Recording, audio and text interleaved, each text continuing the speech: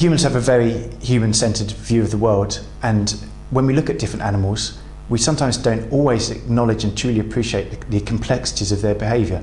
And indeed their emotions as well, and the more we find out, the more we know that animals do have emotions just as humans do.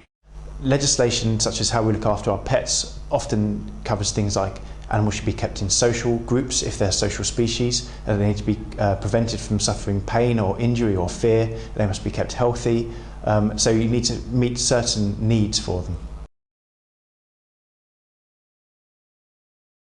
And the way that that's being done is to try and identify various key indicators of welfare, whether it's a physical indicator such as, is the animal lame, does it have any injuries and so on. Those are clearly obvious ones.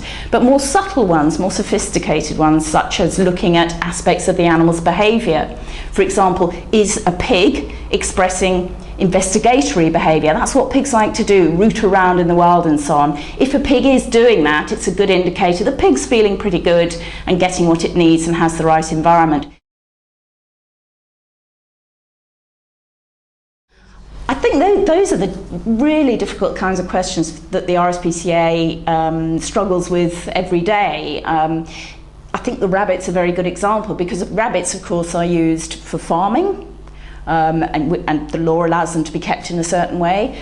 There are pets, and we treat them in a certain way. They're, of course, also used in the laboratory an awful lot.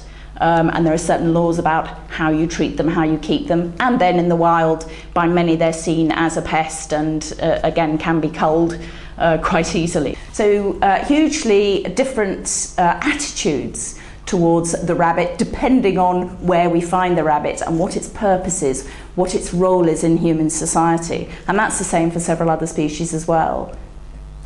I think the science would show that an animal, a rabbit or a dog, is quite capable of suffering, but an animal in different environments are protected differently in legislation, are reacted to differently by people, and science itself doesn't have all the answers and can't provide the only template.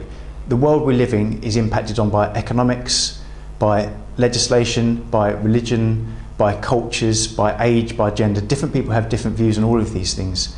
What we've actually done is we've taken animals into our own homes as pets, and we've actually made them part of the family, and we treat them as such. We spend lots of money on them, we give them lots of love, and maybe that is the actual anomaly when we're considering how we're reacting to how we treat animals in all different environments.